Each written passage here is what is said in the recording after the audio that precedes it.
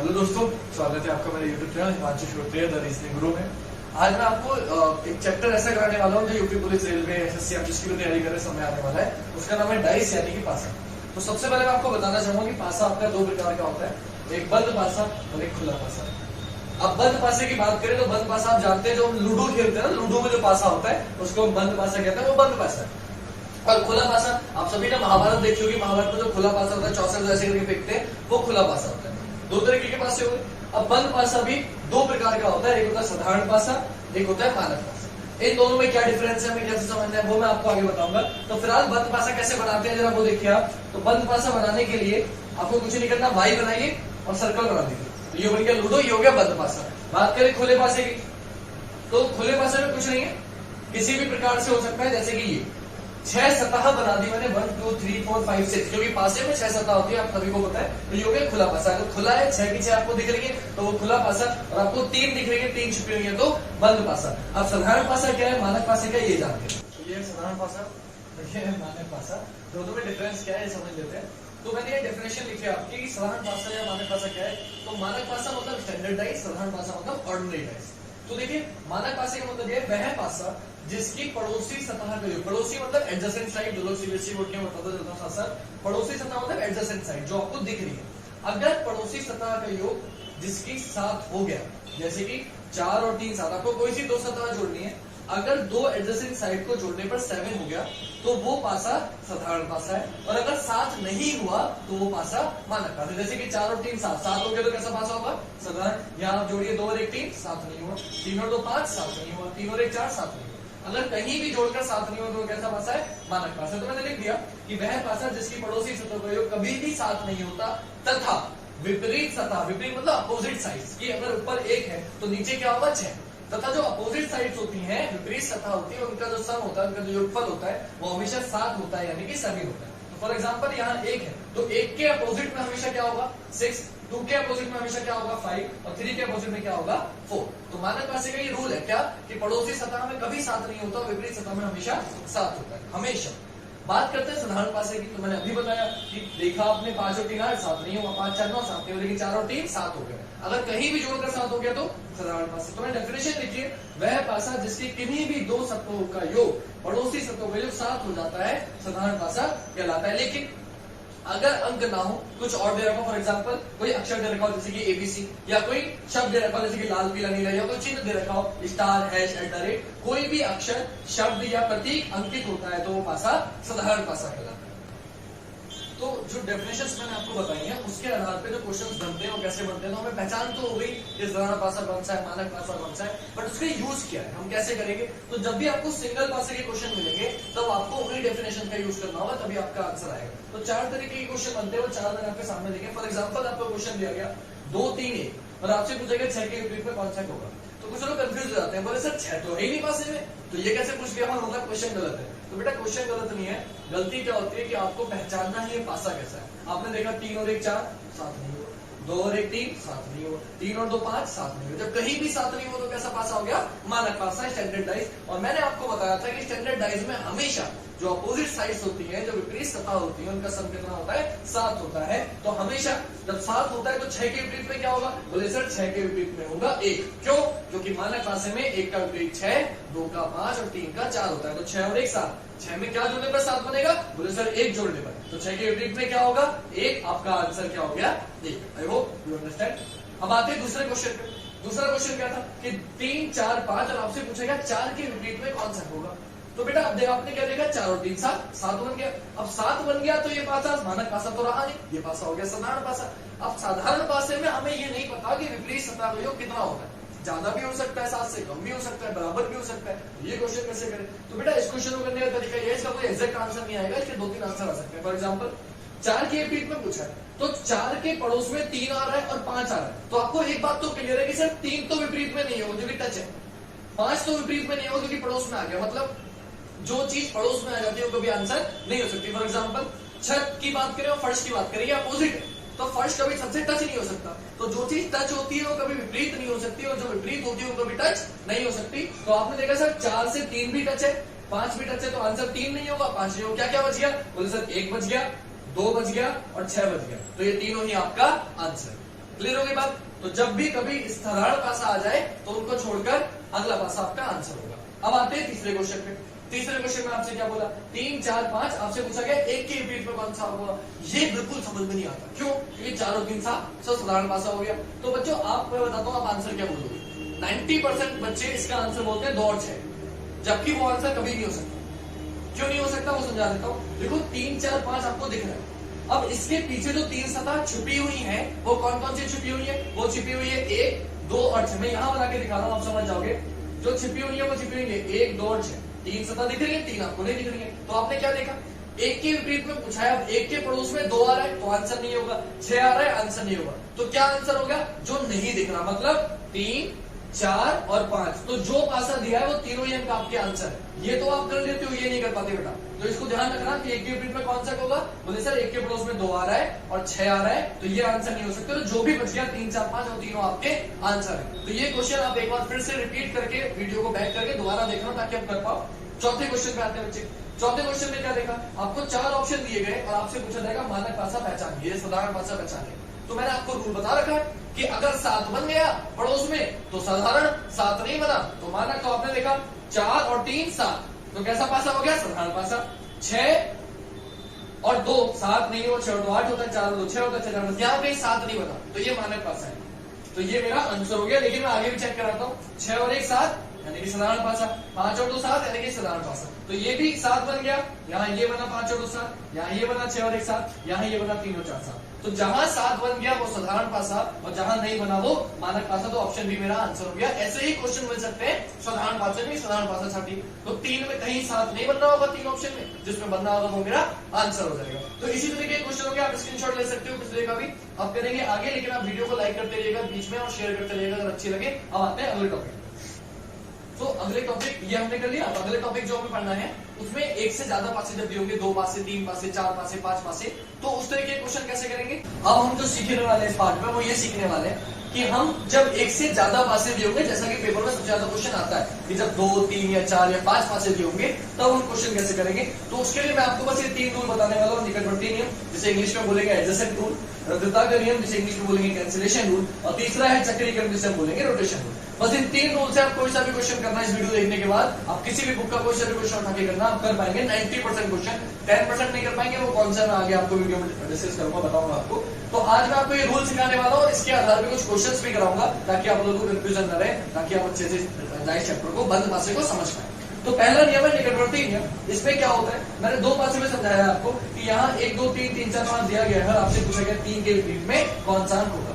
तो दोस्तों मैंने आपको बताया था कि जिसके विपरीत में पूछा जा रहा है ना, 3 के विपरीत में पूछा जा रहा है, तो मैंने आपको बताया था जो चीज पड़ोस में आ जाती है वो कभी विपरीत नहीं हो सकती। अगर जो लोग पहला ये वीडियो देख रहे हैं वो पिछला पार्ट जरूर देख लें ताकि अच्छे से समझ में आए। जिसके विपरीत में पूछा जा रहा है उसके पड़ोस वाली सतह कभी विपरीत में नहीं हो सकती। मैंने एग्जांपल दिया था कि छत और फर्श अगर अपोजिट है तो कभी पड़ोस में नहीं आ सकती। तो सेम चीज यहाँ आपने देखा कि 3 के पड़ोस में 1 आ रहा है, 3 के पड़ोस में 2 आ रहा है, 3 के पड़ोस में 4 आ रहा है और 3 के पड़ोस में 5 आ रहा है। तो ये कभी आंसर नहीं हो सकता। अगर ये आंसर नहीं हो सकते और 3 के विपरीत में 3 तो होगा नहीं, तो क्या बचा 6। तो आपका आंसर क्या हो जाएगा 6। क्या है पहला रूल, समझ लीजिए ध्यान से।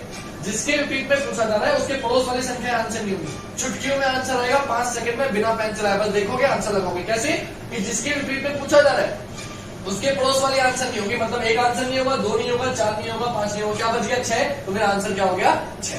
नेक्स्ट आते हैं दूसरे रूल पे। तो दूसरा रूल है आपका रद्दता का नियम। रद्दता का नियम मतलब कैंसिलेशन रूल। तो बेटा इसका क्या करेंगे, तो आपने देखा 3, 2, 4, 1, 2, 3 ये लिखा हुआ है। आपसे पूछा गया 4 के विपरीत में कौन सा अंक होगा। तो इस रूल का फायदा ये है कि अगर कभी पहला रूल ना लगे, जैसा कि इसमें नहीं लग रहा, तो हम करेंगे ये कि जिसके विपरीत में पूछा जा रहा है, पास से चाहे 3 हो, 4 हो या 5 हो, जिस अंक के विपरीत में पूछा जा रहा है उसके पड़ोस वाली 2 संख्याएं, जैसे 4 के पड़ोस में पूछा गया, इसके पड़ोस में संख्या कौन सी यानी 2 और 3। अगर 2 और 3 किसी भी पासे में कॉमन होगी, चाहे वो पासे 3 और 4 हो, इसमें ना चाहिए दूसरे वाले में होता, 3 पासे होते तो चौथा होता, चौथे में होता। अगर 2 और 3 कहीं भी कॉमन होगा तो इस 2 3 से ये 2 3 कट जाएगा। मतलब फिर समझ लीजिए, जिसके विपरीत में पूछा जा रहा है उसके बराबर वाली दोनों संख्याएं अगर किसी भी पासे में कॉमन होंगी तो आपस में कैंसिल हो जाएंगी। तो 2 3 से 2 3 आपने काट दिया, क्या बचा 1। तो 4 के विपरीत में क्या हो जाएगा 1। समझ में आ गया होगा, आई होप सो। कोई दिक्कत हो तो वीडियो दोबारा से देखिएगा। आते हैं तीसरे रूल पे, चक्रीय क्रिया। चक्रीय नियम क्या है? इसका नाम है रोटेशन रूल। मैं रामबाण गया था। रामबाण मतलब कि जब यार पहला रूल ना लगे, दूसरा ना लगे, आप ये लगा दो, आंसर नहीं आना है। जब कोई रूल ना लगे ये लगा देना, आंसर आएगा। बस इसके लिए एक चीज याद रखनी है आपको, पासे कितने दिए हो, 4, 5, 6, 10, 12 मतलब नहीं, आपको 2 पासे उठाने हमेशा। कोई सा भी रूल लगाने के लिए 2 ही पासे उठाने, लेकिन सबका अलग अलग रूल है। इसका क्या मेथड है कि बस आपको ध्यान रखना है कोई से भी 2 उठा लो, लेकिन आपको वो 2 पासे ही उठाने जिसमें सिर्फ एक संख्या कॉमन हो। बस इतना याद रखना, पासे में सिर्फ वो उठाने जिसमें सिर्फ एक संख्या कॉमन हो। एक से ज्यादा कॉमन होगी तो आप ये रूल नहीं लगा पाओगे। तो हमने कोई से भी 2 उठाए, मैंने तो यहाँ 2 ही दिए, पेपर में 4 भी हो सकते हैं, तो 2 उठाएंगे। और 2 उठा के करना क्या कि इन दोनों पासों में सिर्फ एक ही संख्या कॉमन है, कौन सी? 2। तो आपने इस पासे का 2 भी लिख लेना और आपने इस पासे का 2 भी लिख लेना। और लिखने के बाद कुछ नहीं करना, सिंपल 2 से शुरू करना है और घड़ी की दिशा में घुमाना है। तो 2 के बाद आएगा 1, 1 के बाद आएगा 3, घड़ी अभी चलती। आपने लिख लिया 2 के बाद 1, 1 के बाद 3। फिर आप 2 से शुरू करोगे और 2 से शुरू करने के बाद फिर से घड़ी की दिशा में घुमाओगे। तो 2 के बाद 6 और 6 के बाद 4 आपने लिख लिया। 2 के बाद 6, 6 के बाद 4। ठीक है, अब 2 से 2 कट गया। क्या क्यों काटा मैंने? क्योंकि एक पासे में यार 2 बार तो 2 आएंगे नहीं, है ना? तो एक ही बार आता है, तो 1, 2 काट दिया, संख्या कौन सी बची? 5। जो बची वो लिखी। इस रूल का फायदा ये है कि इसमें पेन तो चलाना पड़ता है, लेकिन एक ही बार में 6 आंसर आएंगे। तो बच्चों, जब भी पेपर में आपको क्वेश्चन ऐसा मिले जिसमें डायग्राम तो एक दिया हो लेकिन क्वेश्चन 3-4 पूछो, तो आप हमेशा ये रूल लगाना। क्यों? एक ही बार में 6 आंसर आएंगे। 6 कैसे? 1 का विपरीत 6, 2 का विपरीत 5, 3 का विपरीत 4, 4 का विपरीत 3, 6 का विपरीत 1, 5 का विपरीत 2। तो आपने एक रूल लगाया, आंसर कितने आए? 6। आपसे किसके विपरीत पूछा गया? 1 के विपरीत। 1 के विपरीत क्या आ गया? 6। तो मेरा आंसर क्या हो जाएगा? 6। क्लियर होगी बात? अब जो करने वाले, अब मैं आपको इसके कुछ क्वेश्चंस की रूल तो समझ में आ गए होंगे। नहीं आए हो तो एक बार फिर आप रिपीट करना वीडियो को और इसका स्क्रीनशॉट ले लो आप, ताकि आप अच्छे से समझ सको, पेपर में नोट्स बना सको। अब मैं इस क्वेश्चन की, चैप्टर के कुछ क्वेश्चन की आपको प्रैक्टिस कराऊंगा। 3 पासे वाले, 4 पासे वाले, समझते हैं आगे 3 पासे वाले क्वेश्चन। तो ये कुछ क्वेश्चन की प्रैक्टिस करा दूंगा आपको। इसमें देखो, मैं 3 पासे का एक क्वेश्चन ले लिया, 4 पासों का ले लिया और एक क्वेश्चन ले लिया जिसमें ये वाले क्वेश्चन मार्क होता है या 1-2 लिखा होता है और आपको बताना होता है क्या क्या आएंगे। तो हर टाइप का लगभग कोशिश कर रहे हैं ताकि आप बुक में करो तो आपको परेशानी ना हो, क्वेश्चन कर पाओ। बाकी कोई दिक्कत हो तो आप मुझे शेयर कर सकते हो। आप टेलीग्राम, मेरा चैनल है हिमांशु श्रोत्रिय, आप डालोगे नाम तो आपको चैनल दिख जाएगा मेरा, आप वो ज्वाइन कर सकते हैं। वहां पे अगर आप मुझे मैसेज कर देंगे तो मैं आपको रिप्लाई दे दूंगा। जो क्वेश्चन आपसे मांगा आप मुझे वहां भेज सकते हैं टेलीग्राम पे। तो अब क्या करना है हमें इस क्वेश्चन को देखना है। तो हम कैसे करेंगे? 3 के विपरीत में कौन सा होगा ये आपको बताना है पहले क्वेश्चन में। तो देखिए पासे 3 है, अब क्या करें? तो अब आप पहला रूल भी लगा सकते हैं, दूसरा भी, तीसरा भी। मैंने पहला लगाने की कोशिश करी तो आपको पता है एक आंसर नहीं होगा, 2 आंसर नहीं होगा क्योंकि पड़ोस में आ गए, 4 आंसर नहीं होगा, 5 भी हो सकता है, 6 भी। तो मुझे आंसर पता नहीं चला पहले रूल से, तो मैं सोचता हूँ दूसरा लगाता हूँ, कैंसिलेशन रूल। वो क्या था कि जो 3 के पड़ोस में आ रहा है वो 2 संख्याएं अगर किसी पासे में कॉमन होगी आपस में कट जाएंगी। तो आपने देखा 2, 4 कॉमन है, बोले हाँ है, तो 2, 4 से 2, 4 कैंसिल, इससे कोई लेना देना नहीं है, इसको छोड़ दो। 2, 4 से 2, 4 कैंसिल, क्या बचा? 6। तो आपका आंसर क्या हो जाएगा? 6। बात हो गई खत्म। पहले का क्वेश्चन का आंसर क्या आ गया? 6। ठीक है, हमें 2 पे लेने क्वेश्चन।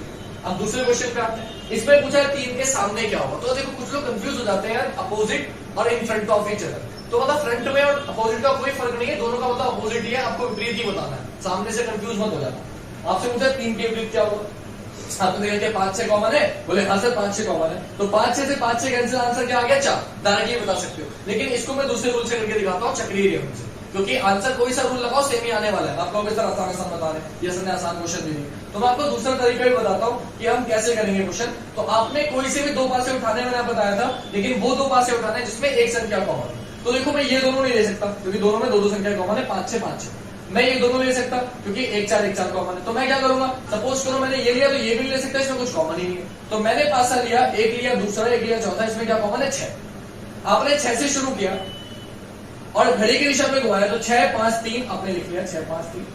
फिर 6 से शुरू किया और घड़ी की दिशा में घुमाया, 6, 1, 4 आपने लिख लिया, 6, 1, 4। आपसे किसके विपरीत पूछा गया था? 3 के, क्या आ गया? 4। आपका आंसर क्या हो गया? 4। इसी को दूसरे रूल से बोले सर 3 के विपरीत में क्या होगा, पूछा था, तो 3 के पड़ोस में क्या है? 5, 6, तो 5, 6 से 5, 6 कैंसिल, डायरेक्टली आंसर क्या आ गया? 4। तो बेटा देखो तीसरा रूल तो लगना ही है सब, लेकिन पहले क्वेश्चन दूसरे की करनी, दूसरा सबसे आसान है कि जिसके विपरीत में पूछा जा रहा है उसके बराबर वाली दोनों संख्याएं अगर कॉमन है तो कट कर दो, जो बचेगा वो आंसर। तो ये आसान है ना। और ये देखो कितनी वाला है, ये सीपीयू में आया, एसआई में, ये एसएससी में आया 2000, 2002, 2007, 2008, इतनी बार रिपीट हुआ क्वेश्चन है, आगे भी रिपीट हो सकता है। ये सारे क्वेश्चन कहीं ना कहीं एसएससी में कहीं ना कहीं आए हुए हैं, यूपी पुलिस में भी रिपीट हुए होंगे, लेकिन मैंने अभी लिखा नहीं है यहाँ पे ज्यादा, क्योंकि जगह नहीं थी, इतना छोटा बोर्ड है, इसलिए मैंने आपको सिर्फ एसएससी वाले लिख दिए। ये सीपीयू एसआई में आया हुआ है, तो एसआई के पेपर में भी आया हुआ है, तो आप जो भी किसी भी पेपर की तैयारी करो, ये आता है चैप्टर। अब तीसरे क्वेश्चन पे आते हैं। आपसे पूछा लाल के विपरीत में क्या हो, आपने देखा लाल ही है, लाल के पड़ोस में क्या है, नीला और गुलाबी। क्या नीला और गुलाबी कॉमन है? बोले हाँ सर है। तो नीले गुलाबी से नीला गुलाबी कैंसिल, क्या बचा? काला। तो आपका आंसर क्या हो गया? काला। अब मैं इसको दूसरे तरीके से नहीं कर रहा हूं, लेकिन आप करके देखिएगा घर पे, आप कोई और से 2 पासे उठाइएगा और घड़ी की दिशा में घुमाइएगा, आपका आंसर आ जाएगा। जैसे मैं आपको बताना चाहूं अगर, तो आपको बता देता हूं कि लाल के विपरीत में पूछा गया, तो देखिए पीला पड़ोस में आ गया, आंसर नहीं होगा। गुलाबी आ गया, आंसर नहीं होगा। हरा आ गया, आंसर नहीं होगा। नीला आ गया, आंसर नहीं होगा। तो लाल के पड़ोस में सारे कलर आ गए, क्या बचा? काला बचा। तो आंसर क्या हो जाएगा आपका? काला हो जाएगा। अब आते हैं चौथे क्वेश्चन पे और आखिरी क्वेश्चन पे, लास्ट क्वेश्चन। इसको कैसे करेंगे? आपसे पूछा गया 1 तथा 2 अंकित दोनों फलकों पर क्या आएगा। इन दोनों पर क्या आएगा आपको करना है, तो सेम रूल लगाइए, क्या चक्रीय क्रम जो आपको सिखाया, आपको कुछ नहीं करना, सेम करना है। तो आपने कैसे किया? आपने देखा इन दोनों पासे को ले लिया, इसमें दोनों में कॉमन क्या है? पी। तो आपने लिखा पी, और घड़ी की दिशा में घुमाया तो पी एस यू, आपने लिख लिया पी एस यू। फिर पी के नीचे आपने पी लिखा, फिर ऊपर लिख दिया पी, और घड़ी की दिशा में घुमाया पी से पी आर क्यू, आपने लिख लिया पी आर क्यू। अब 2 पी तो हो नहीं सकते, एक पी काट दिया, बचा क्या? टी, वो लिख दिया। सारे अपोजिट आपके पास आ गए। आपसे पूछा गया 1 तथा 2 के अंकित फलकों पर क्या आएगा, तो आपने देखा टी आ रहा है। टी के पड़ोस में जो भी आएगा वो टी के विपरीत वाला तो नहीं हो सकता, तो आपने देखा टी के विपरीत में पी आ रहा है। तो अगर टी के विपरीत में पी है तो पी कभी पड़ोस में तो आ नहीं सकता। अब आप ऑप्शन पे, अगर टी के पड़ोस में पी नहीं आएगा तो देखिए ये ऑप्शन भी कट गया, ये ऑप्शन भी कट गया, और ये ऑप्शन भी कट गया। 3 ऑप्शन आपके कट गए, क्या बचा? Option B. आपका आंसर हो जाएगा ऑप्शन बी। अब आते हैं, देखिए अगली बात सुनेंगे। आज के लिए पहले मैं आपको बता दूं, मैं इतने रखूंगा क्योंकि बंद पासे के इतने क्वेश्चन काफी हैं। अगले वीडियो में मैं आपको दिखाने वाला हूं हमारे क्वेश्चन के खुला पासा कैसे करेंगे, उसको समझेंगे, कुछ क्वेश्चंस करेंगे जिसमें हम खुला पासा पढ़ने वाले हैं। तो पहले मैं आपको ओपननेस समझाऊंगा, और आप एक ही वीडियो से हर क्वेश्चन कर पाएंगे, आप, मैं गारंटी ले रहा हूँ इसकी। तो पहले मैं आपको खुला पासा समझाऊंगा कि कैसे क्या करते हैं, उसके बाद इसके कुछ क्वेश्चन की प्रैक्टिस कराऊंगा, और उसके बाद ये चैप्टर हमारा लगभग कंप्लीट हो जाएगा। ये हमारा आखिरी पार्ट है पासे का। फिर पासे का पूरा चैप्टर आपका यूट्यूब पे अवेलेबल होगा, आप कभी भी देख सकते हैं। और प्लीज ज्यादा से ज्यादा दोस्तों को शेयर करिएगा, वीडियो अच्छे लगे तो लाइक कमेंट जरूर करिएगा। अब आते हैं पासे पे हमें कैसे करना है दोस्तों। तो आपको खुले पासे में कुछ नहीं करना होता। ये मैंने कुछ पासे के डिजाइन बनाए, मतलब कुछ भी हो सकता है, कैसे भी हो सकता है। आपको पता है पासे में 6 सतह होती है, उन 6 सतह को कैसे भी जोड़ दो, ऐसे ऐसे ऐसे ऐसे ऐसे या ऐसे कैसे भी जोड़ दो। पासे की 6 सतह किसी भी प्रकार से जुड़ी हुई है, वो पासा खुला पासा कहलाता है। आपको क्या करना है, आपको जो बड़ी लाइन है वो पकड़ लेनी है। और आपको मैंने बताया था पिछली वीडियो में, जिनको ना दिखाई दे तो, या वीडियो ना देखियो पुरानी वाली, तो मैं डिस्क्रिप्शन में दे दूंगा, आप प्लीज नीचे जाके डिस्क्रिप्शन में वो वीडियो देख सकते हैं। वो वीडियो देख लीजिएगा तो और अच्छे से समझ में आएगा। इसकी बात करते हैं, अगर आपको अपोजिट निकालना है कैसे करेंगे, तो मैंने बताया था कि जो पड़ोस में आ जाता है वो कभी अपोजिट नहीं हो सकता, और जो अपोजिट होता है वो कभी पड़ोस में नहीं आ सकता। तो इसलिए 2 के अपोजिट में 1 नहीं होगा, 3 नहीं होगा, 4 नहीं होगा, क्योंकि पड़ोस में आया। तो आपको क्या करना है, बड़ी लाइन ले लेनी है, और एक खाना छोड़कर दूसरा अपोजिट होगा। तो 2 का अपोजिट 5, 4 का अपोजिट 6, 1 का अपोजिट 3, ये मेरे अपोजिट होगा। सिंपल कॉन्सेप्ट है। बड़ी लाइन पकड़ी और एक खाना छोड़कर एक अपोजिट, 2 का 5, 4 का 6, 1 का 3। सेम इसमें आइए अगले पासे में, जो बड़ी लाइन है वो पकड़ लेंगे और एक खाना छोड़कर दूसरा अपोजिट। तो बी का हो जाएगा डी, सी का हो जाएगा ई, और ए का हो जाएगा एफ। सिंपल है। सेम इसमें बड़ी लाइन पकड़ी, 6 का अपोजिट 3, 2 का अपोजिट 5, 1 का अपोजिट 4। अब यहाँ ये इसमें फंस जाएंगे, क्यों? बोले सर बड़ी लाइन ही नहीं है कोई बात नहीं, कोई सी एक पकड़ लीजिए, एक पकड़ ली। ए का अपोजिट सी, डी का अपोजिट एफ, बी का अपोजिट ई, जो बच गया वो आपस में। अब यहाँ दिक्कत पड़ती है, थोड़ा सा डिफिकल्ट पड़ता है, इसको समझिएगा। इसमें कोई सी 3 लाइन नहीं है, कोई सी 2 नहीं है, तो अब क्या करें, कुछ पकड़ नहीं पाए। जब कोई ऐसा पासा आ जाए कि आपकी समझ में ही नहीं आए कि अपोजिट क्या है, तो आप क्या करिए, आप उस सतह को पकड़िए जो ज्यादा से ज्यादा सतह से टच हो। फॉर एग्जाम्पल इसमें मैंने 3 पकड़ा, क्योंकि 3 मुझे दिख रहा है, बीच में आ रहा है, काफी से टच है। तो 3 के पड़ोस में 1 आ रहा है, आंसर नहीं होगा। 2 आ रहा है, विपरीत नहीं होगा। 4 आ रहा है, 5 आ रहा है। तो 1 नहीं हो सकता, 2 नहीं हो सकता, 4 नहीं हो सकता, 5 नहीं हो सकता। क्या बचा? 6। क्यों नहीं हो सकता? क्योंकि टच है। तो 3 का विपरीत आ गया, 6 मैंने यहां लिख दिया, आ गया है। अब 4 का विपरीत निकाल लीजिए। तो 4 का विपरीत कैसे निकालें? बोले 4 के पड़ोस में 3 आ रहा है, 2 आ रहा है, 1 आ रहा है, 1 नहीं आ रहा, 2 आ रहा है, 3 आ रहा है, 5 आ रहा है, 6 आ रहा है। देखिए 4 से 2 भी टच है, 3 भी टच है, 5 भी टच है, 6 भी टच है। जो टच है, जो पड़ोस में आ गए, वो विपरीत नहीं हो सकते। क्या बचा? 1। तो 4 का विपरीत क्या हो जाएगा? 1। अब आपने क्या देखा कि बच क्या गए, बोले सर 2 बच गया और 5 बच गया, तो जो बच गए वो आपके आपस में अपोजिट होंगे, तो आपका आंसर क्या हो गया, 3 का 6, 4 का 1, 2 का 5, ये आपके अपोजिट निकल के आ गए। इनका यूज कैसे करना अभी मैं क्वेश्चन करके भी दिखाऊंगा आपको, अभी आप पहले अपोजिट निकालना सीखे। आते हैं इन दोनों बातों में, ये थोड़ा डिफिकल्ट है, इसमें थोड़ा टाइम लग सकता है। देखिए कैसे, बी का ई और ए का सी तो सब बता देंगे, दिक्कत पड़ेगी बी का अपोजिट निकालने में। तो बी का अपोजिट कैसे निकाले, बी का अपोजिट निकालने के लिए आपने देखा एक पासे में 6 सतह होती है, 5 तो आपको दिख गई, 1 2 3 4 5, छठी नहीं दिख रही। तो हुआ ये है कि बी की सतह में, बी के अपोजिट में वही छठी सतह होगी, बी के अपोजिट में वही छठा सतह होगी, लेकिन हुआ क्या, इसने किया ये कि एक ही सतह में से ये एक मैदा का टुकड़ा था और हलवाई ने क्या किया, इसमें से 4 टुकड़े काट दिए, 4 समोसे काट दिए। समझ रहे हैं मेरी बात, एक टुकड़ा था उसने 4 समोसे काटे, ऊपर वाला समोसा ऊपर, दाएं वाला राइट में, नीचे ऐसे चिपका दिए। तो आप करते क्या है मैं समझाता हूँ। कुछ लोग इसका आंसर जो बताते हैं वो ये बताते हैं कि ऊपर 1, ये 2, ये 3, ये 4, ये आपका आंसर होगा। मैं इसे गलत नहीं कह रहा, लेकिन एक बात मैं बता देता हूं, अगर ऑप्शन में ये भी है और साथ में उसने ये किया, समोसे तो काटे 4, ऊपर वाला 1 ऊपर रहने दिया, नीचे वाला 3 नीचे रहने दिया, लेकिन राइट लेफ्ट को चेंज कर दिया, मतलब 2 कर दिया इधर, 4 कर दिया इधर, दोनों ऑप्शन में, तो आंसर ये माना जाएगा, ये नहीं माना जाएगा। तो वैलिड जो है वो कौन सा है, नीचे वाला। तो आपको याद क्या रखना है, आपको याद सिर्फ ये रखना है, मैं हाथ से मिटा देता हूं, अभी टाइम लगेगा रेस्टर में।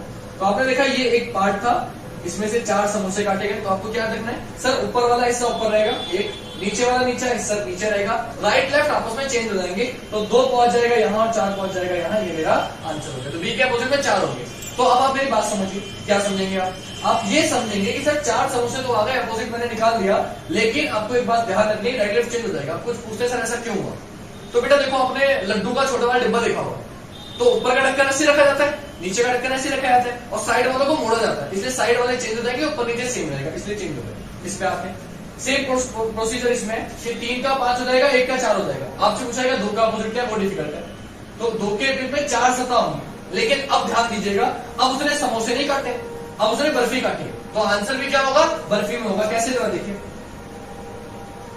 तो वो 4 बर्फी ऐसे काटेगा, तो सेम ऊपर वाली चीज ऊपर, नीचे वाली चीज नीचे, और राइट लेफ्ट आपस में चेंज हो जाएंगे, तो बी पहुंच जाएगा यहाँ पे और डी आ जाएगा यहाँ पे, ये मेरा आंसर हो गया। क्लियर होगी बात। अब इस पूरे चैप्टर का सार तो आपने समझ लिया, लेकिन पेपर में क्वेश्चन कैसे आता है और हमें कैसे करना है वो मैं समझाता हूँ आपको आगे, चलिए देखते हैं। तो ये आपके क्वेश्चन, 5 क्वेश्चन बताने वाला हूँ आपको, जिससे आपको सब कुछ रहेगा। उससे पहले मैं आपको एक चीज बता देता हूँ कि पहले हम क्वेश्चन देखते हैं कैसे हमें अपोजिट निकालना, जो मैंने आपको सिखाया है। तो आपने देखा सर 1 का अपोजिट 3, 4 का अपोजिट 6 और 2 का अपोजिट 5, अपोजिट आपको आते हैं। आपको कुछ नहीं करना, मैंने क्या बताया कि जो अपोजिट होते हैं कभी पास में नहीं आते। तो आपने देखा 1 का अपोजिट 3 है तो कभी पास में नहीं आएगा, पहला ऑप्शन निपट गया। फिर आपने देखा 4 का अपोजिट 6 है तो पास में नहीं आएगा, दूसरा ऑप्शन निपट गया। फिर आपने देखा 2 का अपोजिट 5 है तो पास में नहीं आएगा, ये ऑप्शन भी कट गया, जो बचा वो आंसर। तो क्या करना है बच्चों, आपको अपोजिट निकाल लेने, और अपोजिट निकालने के बाद जो अपोजिट है वो पास में नहीं आने चाहिए। तो 1 का 3 अपोजिट था, पास में नहीं आया, 4 का 6 अपोजिट था, पास में नहीं आएगा, 2 का 5 अपोजिट था, पास में नहीं आएगा, कट गए, जो बचा वो मेरा आंसर हो गया। नेक्स्ट पे आते हैं, अपोजिट निकालना आसान आना चाहिए, बाकी सब आसान है। देखिए बी का अपोजिट सी हो जाएगा, एन का अपोजिट एल नहीं हो सकता, के नहीं हो सकता, तो एन का अपोजिट के हो जाएगा और एल का अपोजिट के हो जाएगा। बस चेक करना है। तो आपने क्या देखा, बी का अपोजिट सी है, अगर बी का अपोजिट सी है तो बी और सी कभी पड़ोस में नहीं आ सकते, ये ऑप्शन निपट गया। एल का अपोजिट के है तो ये ऑप्शन, एल का अपोजिट के है तो ये ऑप्शन आंसर नहीं हो सकता। अब देखा आपने क्या, एन का अपोजिट पी है तो ये ऑप्शन आंसर नहीं हो सकता, तो ऑप्शन ए आपका आंसर होगा। आते ऑप्शन क्वेश्चन नंबर 3 पे। तीसरा क्वेश्चन थोड़ा सा डिफिकल्ट बच्चों लग रहा होगा आपको, क्यों, इसमें खाली दे रखे हैं 2 खाली। अब कौन सा खाली पहचान नहीं है, तो जब भी इस तरीके का क्वेश्चन हो तो अपने मन से मान लो, एक को नंबर 1 दे दिया, एक को नंबर 2 दे दिया और चेक किया, एक के अपोजिट में ये डार्क, इस लाइन के अपोजिट में ये डार्क और एक के अपोजिट में 2, इस डार्क को भी नंबर दे दो, एक को ए मान लो, एक को बी मान लो, एक को एक्स मान लो, एक को वाई मान लो। आपने चेक किया, आपने देखा ए के अपोजिट में एक्स वाई कुछ भी मान लो, तो ए के पड़ोस में 2 डार्क आ रहे हैं। आपने देखा अगर इसको मैं एक्स मानूंगा तो ए का अपोजिट, और इसको वाई मान लूंगा तो ए का अपोजिट, मतलब ए का अपोजिट तो आना ही आना है। यहाँ पे ए का अपोजिट एक्स है, इसे एक्स मानू या वाई, इसे मानू या ऐसे मानू, एक को मानना पड़ेगा, तो ये मेरा आंसर नहीं हो सकता, कट गया। इधर आए, क्रॉस का अपोजिट भी डार्क है और ए का अपोजिट भी डार्क है, हम इसे एक्स मानूंगा तो ये ए का अपोजिट, वाई मानूंगा तो क्रॉस का अपोजिट, इसलिए ये आंसर भी नहीं हो सकता, क्योंकि अपोजिट कभी पड़ोस में नहीं आते। अब आप अगले पे आए सॉरी, यहाँ आप देखेंगे कि दो खाली हैं, तो एक को आपने एक माना, एक को दो मानना ही पड़ेगा क्योंकि दो ही खाली थे। आपने क्या देखा, एक का अपोजिट दो है, दोनों खाली हैं, तो जो अपोजिट है वो कभी पास में नहीं आ सकते, तो ये ऑप्शन भी कर लिया। अब बचे ये, इनमें से कोई एक आंसर होगा, आपने चेक किया। क्रॉस का अपोजिट डार्क, तो ये डार्क है, लेकिन इसे आप ये वाला डार्क मत मानो। क्यों? क्योंकि जब भी खाली ऐसे डार्क वाले क्वेश्चन आते हैं हमें कोशिश करनी है पासा बन जाए, तो इसे मैं अगर ये वाला मान लूंगा तो ये पासा नहीं बनेगा, तो मैंने इसे ये वाला ना मान के ये वाला माना, मतलब वाई ना मान के इसे एक्स वाला डार्क मान लिया। तो लाइन के अपोजिट में वाई पड़ोस में नहीं है, एक्स के अपोजिट में ए पड़ोस में नहीं है, इसे एक मान लो या दो मान लो, एक के अपोजिट में दो पड़ोस में नहीं है, तो ये मेरा आंसर हो गया। तीन हो गए बेटा। चौथे पे आते हैं। चौथे में आपने क्या देखा, 4 का अपोजिट 5, 1 का अपोजिट 3 और 2 के अपोजिट में सारे। तो देखो एक ऑप्शन नहीं बढ़ गया, ऑप्शन बी। क्यों नहीं बढ़ गया?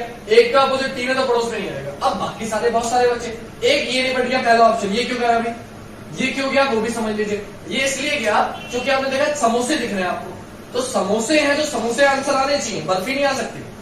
आपने समोसे खरीदे, क्वेश्चन में समोसे, तो आपको मिलेंगे भी समोसे, बर्फी को ही दे देगा वो जो समोसे मांगे। तो क्वेश्चन में समोसे तो आंसर में भी समोसे होने चाहिए, बर्फी नहीं हो सकती, इसलिए ये ऑप्शन निपट गया। बचा ये और ये, दोनों में से एक आंसर। 1 का अपोजिट 3 पड़ोस में नहीं है, 4 का अपोजिट 5 पड़ोस में नहीं है, हो सकता है। इसके अपोजिट में 2 है, हो सकता है। यहां देखा 3 का अपोजिट 1 पड़ोस में नहीं है, 5 का अपोजिट 4 पड़ोस में नहीं है, इसके अपोजिट में 2 पड़ोस में नहीं है, हो सकता है। दोनों हो सकते हैं। अब दोनों में से कौन सा होगा? तो मैंने आपको बताया था ऊपर वाला ऊपर रहता है, ए दोनों में ऊपर है, नीचे वाला नीचे रहता है, सी दोनों में ऊपर है, लेकिन बी पहुंच जाता है इधर और डी पहुंच जाता है इधर, तो बी इधर और डी इधर कौन से ऑप्शन में? इस ऑप्शन में, तो ये आंसर हो जाएगा, ये आंसर नहीं है।